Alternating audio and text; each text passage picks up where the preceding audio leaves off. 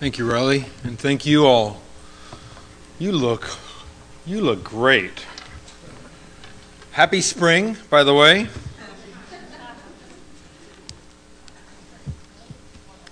We have the Berry family with us up from Soldotna. Either that means they have a lot more snow, or they missed the snow and wanted to get up here and enjoy ours. We have a bunch of other visiting families.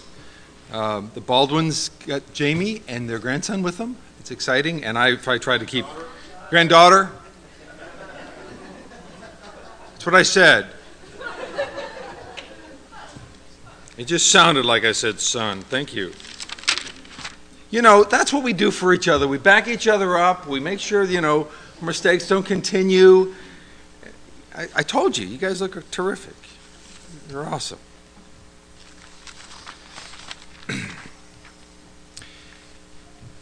Continue to remember what's going on in Juneau, the fact that the lectureship is going on this weekend. And the report I have is that David did awesome. Outstanding lesson. What else would you expect? But encourage him, keep praying for. We really wanted David and Jenny to get down. They had not been to Juneau since they'd been in Alaska. We wanted him to speak for us there and to experience the trip, the church, the fellowship, and the area of Alaska. So I think all those blessings are happening, and let's keep praying for them and pray for the unity of all the congregations represented down there and good work going on around the state. Many of you know us well enough to know that we have a dog named Ginger. And I pick on Ginger sometimes. It's just another reason she should be irritated with me. Right now she could be irritated with me because she's in a kennel back in the house where she stays while we're gone. She's in a kennel in the garage. But when we get home in a little while, she is going to be excited to see us beyond just getting out of the kennel. You know that because even after you let her out and bring her back in, she will come up to us, the four of us in the family, and she will lay at our feet. She'll nuzzle the side of our leg. Some of it is because she loves to be scratched behind the ear, but when Carol does her own Bible study and maybe sits in the blue chair where she sits, Ginger will get up in the chair with her. Now, Ginger's not a little dog. She's at least as big as a sled dog, if not larger. She's not huge, but so there's not much room in the chair when she gets up in the chair with you. But she loves to spend the rest of the day with us. She'll sleep with us if we let her do that too. It's something I don't ask her to do. Anyway, she wants to be with us. Every time I walk up the stairs to go into my office upstairs, she hears me, knows where I'm going, and she runs right to my side. I go in the office, I sit down, and she curls up right up there next to my chair. She doesn't ask anything of me up there, but she runs to be there with me. When the boys go outside, she can hardly be restrained and is dying to go play wherever they are and to run. We have little ones come over, babies and toddlers. They climb over her, pull on her ears, tug on her lips. And she very sweetly tolerates it. In fact, she'll roll over so that they can scratch her belly. You think about a canine and the actual potential in an animal like that. It's amazing how kind and sweet she is. I complain about her, wrongly of course. Even if it's accurate, I shouldn't complain. But she doesn't care what I look like, what we look like. She doesn't care if our hair is combed or I put on anything that looks decent. She doesn't care if I'm wearing a tie or a ragged t-shirt. She doesn't care whether the car is clean or dirty, whether the living room's been vacuumed or not. She doesn't care how much money we make. She doesn't care if I've lost weight or gained weight this month. She doesn't care how popular I am with other people or our family is. She is kind to us. She's excited to be with us. She doesn't even care how badly we treat her sometimes. Because, of course, when you're wearing something decent, you don't want the dog hair on you, and you push her away and push her. Sit. Because you don't want to mess up your clothes. Even though she has no concept of how she would mess up our clothes, even in that, she comes back, tail wagging, smile on her face, and she'll nudge us again and want us to scratch her behind her ears. And she never gets enough of that. And even when we won't give it to her, she lays right there next to us. She greets everyone who comes with too much warmth and enthusiasm. And those of you who visited me knows how she'll nudge you and won't leave you alone. And to my embarrassment, I wish I had a dog that behaved better than that. Like I said, I pick on her too much. But when I look at these characteristics, just as you full well know of the dogs you've seen, wouldn't it be wonderful if I could act like that?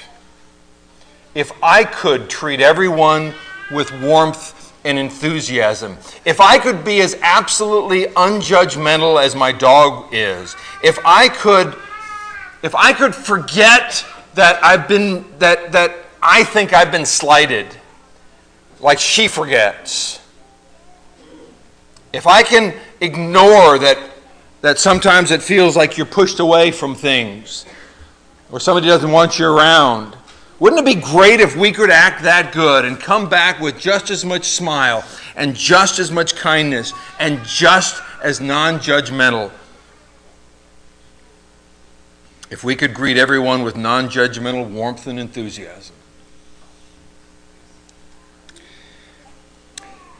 Luke chapter 7. Thank you for your reading this morning. In Luke chapter 7, Jesus has a discussion with Simon.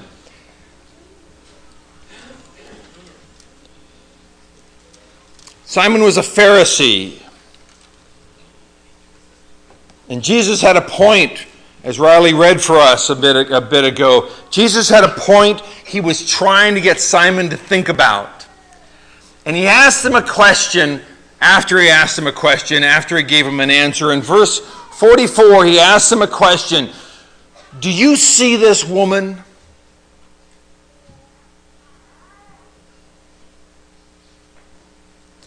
Simon, yes, Lord. I have something to say to you. Say it, Lord.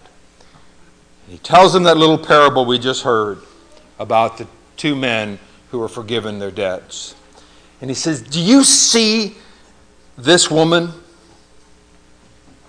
Because Simon hadn't seen her. He'd seen her, but he hadn't seen her, if you know what I mean. He had the visible sight, and he had the judgmental conclusion, both against the woman and against Jesus. If this man was a prophet, he'd know what kind of woman that was. Oh man, could you imagine what she was doing in a public setting? Women were not supposed to touch men. Men were not supposed to touch women in public settings, especially outside your family. This woman is at Jesus' feet, and she is weeping and weeping. She has brought her finest perfume, and she is wiping his feet, and she is weeping over his feet.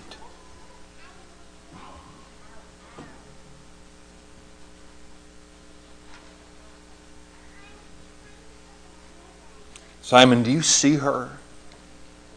Because he hadn't seen her except to judge what she was. He hadn't seen who she was. He hadn't seen her. He hadn't seen her. Do you see this woman? Every day we go by hundreds of people. We drive by them on the highway. We see them in the stores. We run into them in our neighborhoods. We pass by them in schools. Do we see them? What a great question. Simon, do you see this woman? Jesus is doing this over and over again to our benefit. In Mark chapter 10, In Mark chapter 10, he's dealing with a huge crowd.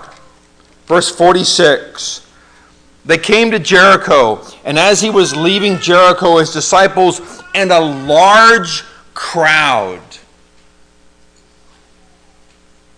A blind beggar named Bartimaeus, son of Timaeus, was sitting on the road, by the road. When he heard that it was Jesus the Nazarene, he began to cry out and say, "Jesus, son of David, have mercy on me." And many were sternly telling him, "Be quiet."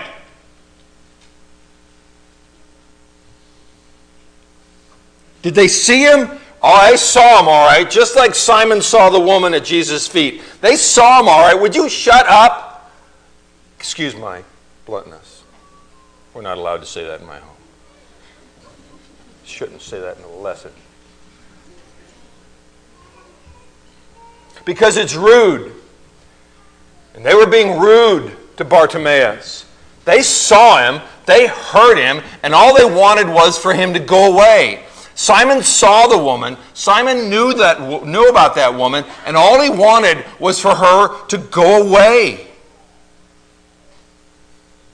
In John 4, Jesus meets a woman at the well and engages that conversation that you all know so well. But on the way to the well, 12 disciples had just walked past her. She's out there at that time of the day almost certainly because other people didn't want her around with the lifestyle that she had been living. The disciples apparently hadn't said anything to her. They were shocked that Jesus was talking to her at all when they got back. Everybody else just wanted her to go away.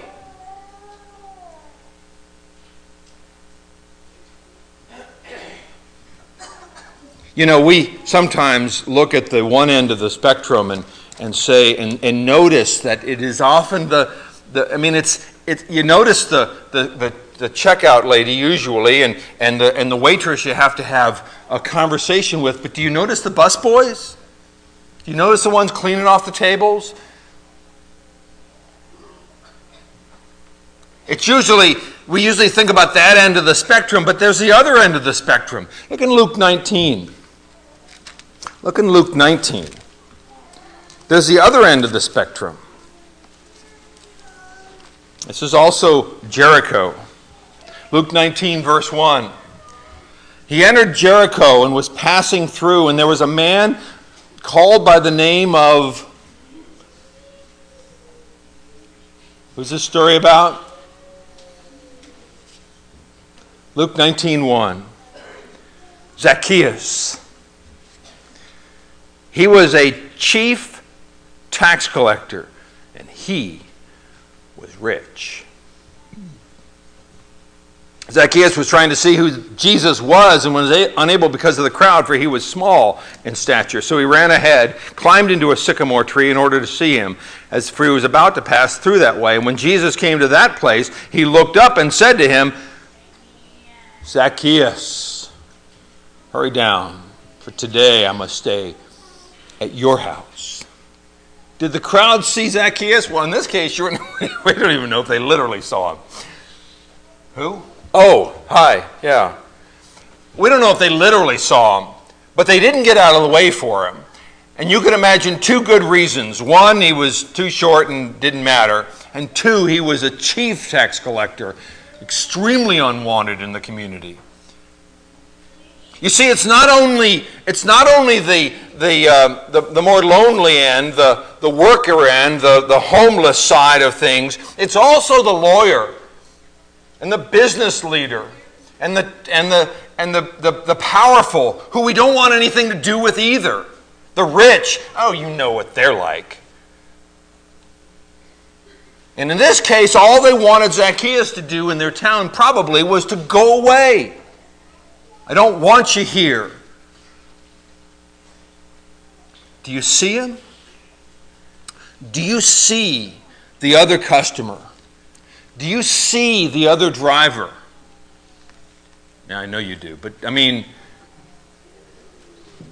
do you care about him? Because that's really the vision that Jesus is talking about. in these challenges, and what Jesus is showing to us, is that when the crowd wanted Bartimaeus to be quiet, Jesus wanted Bartimaeus to be healed and to know him.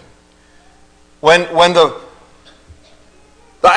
don't know what the 12 did on the trail when the Samaritan woman was coming up the road, but they were good, full-blooded Jews, and she's a half-breed.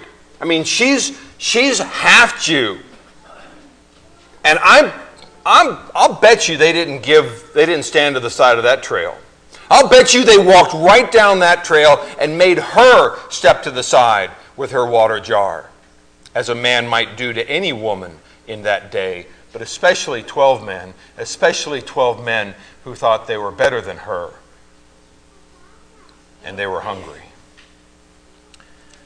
How many people pass through our lives that we don't see? Your own customer, your neighbor. Literally, we've got homeless in the valley, live homeless out here. The hurting, and as I said, the professionals. You know, one category gets overlooked all the time in one sense, and that is children. We often overlook the children around us. That's an entirely different lesson, and let Jesus teach us something about that. We'll get into that another time.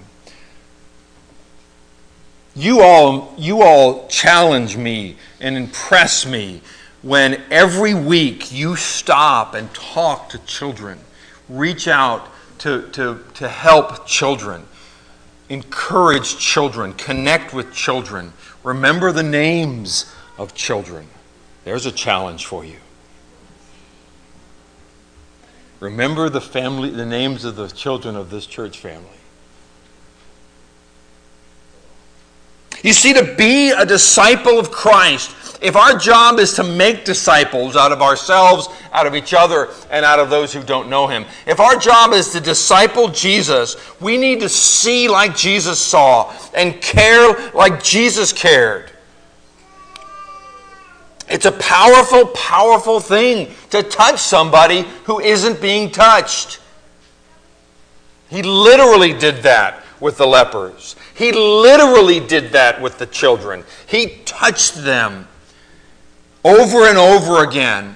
John tells us there are many things that Jesus did in his life that were not written here. How many stories like that do you imagine are in Jesus' life when he reached to the person that everybody else just wanted to go away? You're causing us trouble. You're making too much noise. Tell those children to go away. And Jesus said, no, you tell the children to come to me. We can change ordinary lives into extraordinary lives when we introduce people to Jesus. It's the same thing today. It's exactly the same as these situations. Because in every one of these cases, the crowd didn't get it. Whether it was his own disciples or whether it was a larger crowd of people, the crowd completely missed the point. Or in Simon's case, Simon personally himself didn't see what was going on.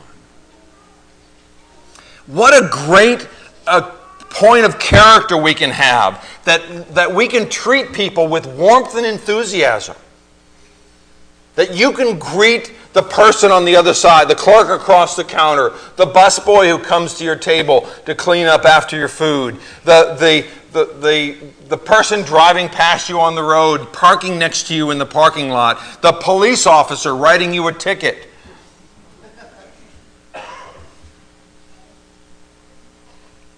You think he hasn't had a hard enough day? You're going to make it worse. How about a TSA agent? They're not responsible for the policies that are made over their heads. Think about that poor person who has to deal with all them grumpy passengers. If you can touch that person for Christ's sake, you see, it's a difference between noticing that there's a person there and seeing a person of need there. Look at John 4. Right after Right after Jesus and the woman have a conversation, she runs down into town. She tells the town people about Jesus. The town comes out. And before they come out, John 4:33, the disciples were saying to one another, "No one's brought him anything to eat, did he?" Jesus was talking about how satisfied he had been, that he had food they didn't know about. And Jesus says in 34, John 4:34, in case you didn't catch that, "My food is to do the will of him who sent me and to accomplish his work. Do you not say, there are yet 4 months and then comes the harvest? Behold, I say to you, lift up your eyes and look at the fields. They're white for harvest. Already he who reaps is receiving wages and is gathering fruit for eternal life, so that he who sows and he who reaps may rejoice together. In this case, the saying is true, one sows and another reap. I sent you to reap for that which you have not labored, and others have labored, and you have entered into their labor." Jesus says you're going to get the benefit of God's work over time, that people have softened hearts, that people are out there seeking God, that people are convicted of who they are and what troubles they have in their lives. And they're just looking for someone to touch them, to connect with them, to care, to see them. Really see them. Matthew 9, Jesus gives us a different. Look at Matthew 9. It's a very powerful passage, similar to this. And Jesus talking about, here he refers to the woman, and he's talking about a Samaritan area, and he's telling his Jewish disciples, you look into Samaria, you look at these towns, the fields are white to harvest. People are hungry to know God. They're desperate to find answers in their lives. In Matthew chapter 9, verse 36, seeing the people. You see, this is the difference between noticing that there are a lot of people and looking at them with Christ-likeness. This is the difference between having eyes that work and having a heart that's connected to your eyes. Seeing the people, he felt compassion for them because they were harassed and thrown down like sheep without a shepherd. Now I put in the maybe more literal Greek meanings there. Harassed and helpless, yours might read. Distressed and dispirited, yours might read. But harassed, it's what a wolf would do, or what loose dogs would do. Not picking on my own Ginger, which we had a nice conversation about. She might give some sheep a hard time. It's what loose dogs, angry dogs or wolves would do to sheep if no one was there to protect them. They would harass them and harass them and harass them. The sheep would have no peace. They would never stop to eat. They would be in distress, helpless for the outcome. And a sheep that's thrown down, that helplessness, the second word, is what would happen to a big old fat sheep if you flipped it over. They often can't get up on their own, except with great effort and over a great time, and would easily be killed, quickly killed. They don't have the fleet-footed abilities that an antelope would. If you flip one over, they're thrown down, easily killed. Jesus looked at the people and saw that they were harassed like a flock of sheep, and they were helpless like sheep flipped over on their back or thrown down, as it were. And he said to his disciples, the harvest is plentiful. There's plenty of people who are harassed, helpless, and hurting around us, to put words in his mouth. The harvest is plentiful, but the workers are few. Therefore, ask the Lord, beseech the Lord of the harvest to send out workers into his harvest. Do you know what chapter 10 is all about? You know what Matthew, we just read the end of Matthew chapter 9. You know what Matthew chapter 10 is all about? Jesus sending his disciples out. He just said, we need to have workers to go out into the harvest. And oh, by the way, guys, go. And he sent them out. He summoned the 12, verse 10, verse 1, and gave them authority over unclean spirits to cast them out and heal every kind of disease. And then he went and he sent them out. He showed them the care and compassion, and then he sent them out. It's our position to carry Christ's care and compassion, to show them the beauty of who Christ is and the magnificence of what he did on the cross for us, to bring them to the gospel, to care about their lives, to see what's going on in their lives, and to bring them the gospel. Let's finish our lesson by going back to Luke chapter 7.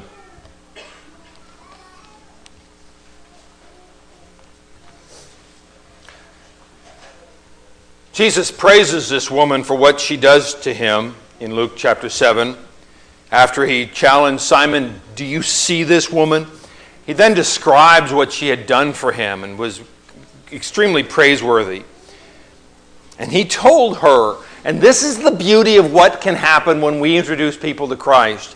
He says to her, verse 48, your sins have been forgiven.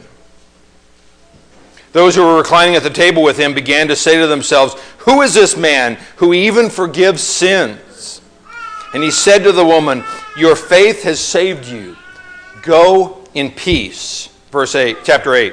Soon afterwards, he began going around from one city and village to another, proclaiming and preaching the kingdom of God.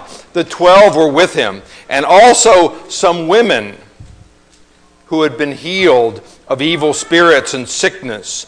Mary, who was called Magdalene, from whom 7 demons had gone out, and Joanna, wife of Chuza, Herod's steward, and Susanna, and many others who were contributing to their support out of their own private means.